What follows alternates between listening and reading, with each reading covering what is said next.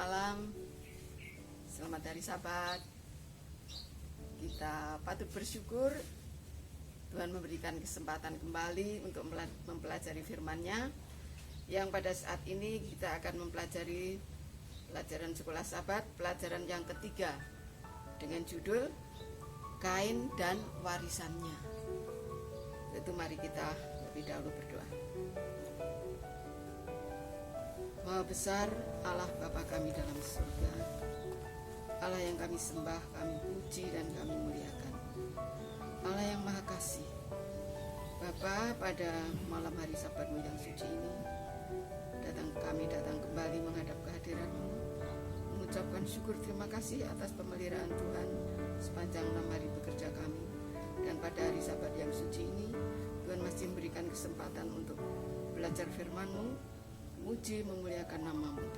Biarlah hanya Roh Kudus-Mu saja yang boleh menolong kami, agar kami boleh mengerti pelajaran ini dengan baik, kami boleh menerimanya, merenungkannya, dan melakukannya di dalam kehidupan kami sehari-hari.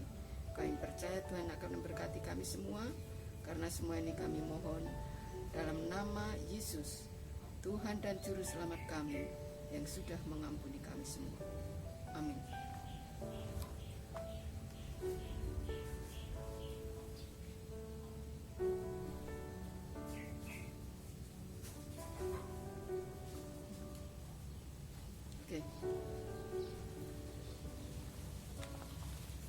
Kain dan warisannya.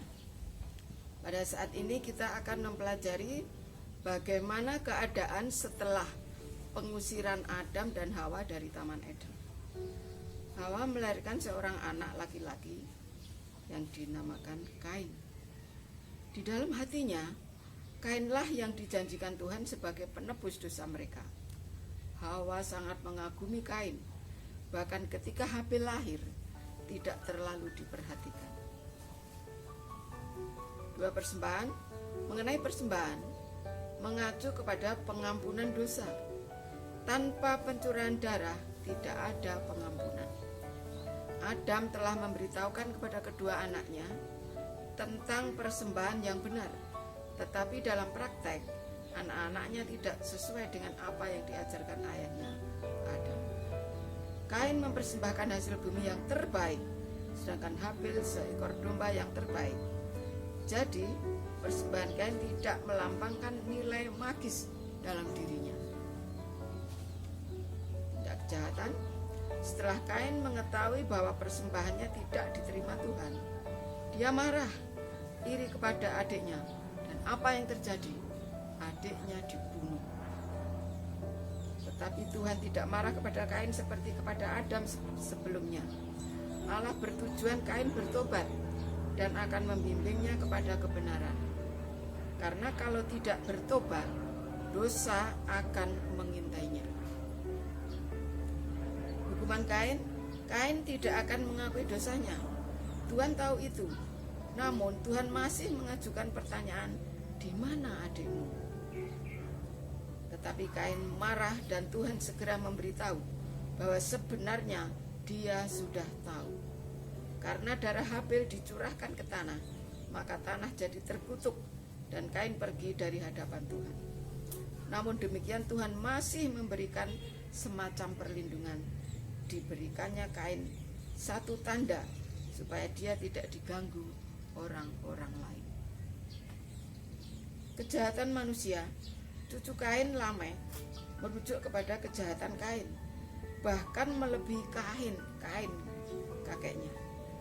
Kalau Kain diam dan sedikit menyesal, sebaliknya Lameh menyombongkan kejahatannya. Selanjutnya Adam mempunyai anak lagi, Set, yang akan menjadi benih-benih mesianik yang akan diteruskan dalam keturunan Set.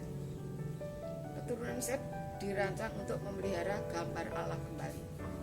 Tetapi anak-anak perempuan manusia memiliki konotasi negatif, dan akhirnya anak laki-laki Allah mengawini anak-anak perempuan manusia, yang akibatnya menunjukkan arah yang salah yang dituju umat manusia. Yang pada akhirnya rencana Tuhan gagal kembali untuk mengembalikan manusia kepada gambarnya sampai pada akhir zaman ini. Luar biasa rencana Allah, di mana pada waktu menciptakan Adam mempunyai satu maksud, disesuaikan dengan gambarnya, supaya manusia itu dapat bersama-sama, kekal bersama-sama dengan Allah. Namun jatuh ke dalam dosa. Berulang-ulang Tuhan berusaha mau mewujudkan kembali manusia itu sebagai gambar Allah terwujud kembali, namun gagal lagi. Dan pada waktu Set ini dilahirkan, Tuhan mempunyai satu kerinduan bahwa melalui Setlah keturunan Set dirancang untuk memelihara gambar Allah kembali. Cuma sayangnya anak-anak perempuan pada zaman itu berkonotasi negatif, dan anak-anak laki-laki Allah mengawini anak-anak perempuan yang akibatnya menunjukkan arah yang salah yang dituju umat manusia. Ini sedikit ulasan pelajaran-pelajaran yang telah sebelumnya kita pelajari, dan sekarang masuk dalam pendalaman. Di dalam pendalaman ini ada satu ulangan bagaimana Allah memperingatkan kepada umatnya di dalam hal ini melalui Henokh. Henokh bergaul dengan Allah.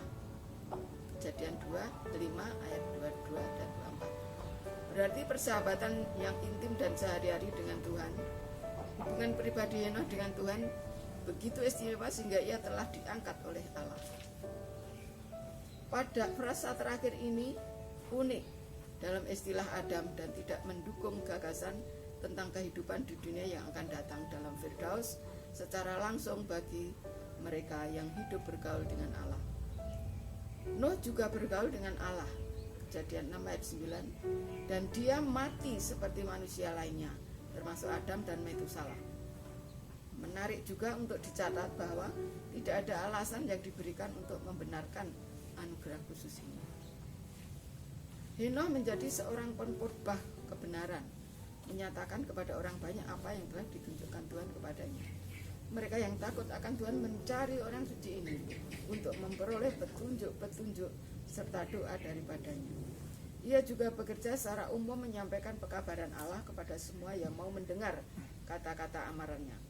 Pekerjaannya tidak dibatasi hanya kepada keturunan Set saja.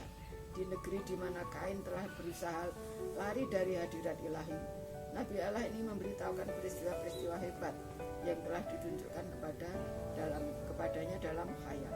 Sesungguhnya, katanya, Tuhan datang dengan beribu-ribu orang kudusnya, tidak menghakimi semua orang dan menjatuhkan hukuman atas orang-orang fasik karena semua berbuat fasik. Tuhan sebenarnya rindu sekali untuk memperbaiki umatnya, walaupun sudah mengalami kesalahan dan kekurangan dan dosa.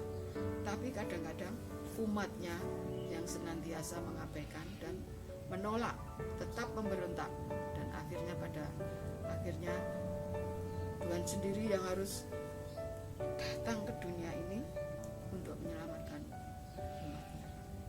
Ini satu pelajaran tentang Kain dan warisannya, sehingga kita semua sebagai umat-umat Tuhan pada akhir zaman boleh mengerti apa yang terjadi setelah kejatuhan Adam, kejatuhan Kain, dan bahkan diperbaiki di dalam Henokh, sehingga Henokh langsung diangkat ke surga, sehingga kita bisa mempelajari bahwa satu peristiwa yang lain boleh menolong kita untuk mengerti rencana Allah yang terindah, yaitu rencana keselamatan. Kiranya Tuhan memberkati kita semua. Amin.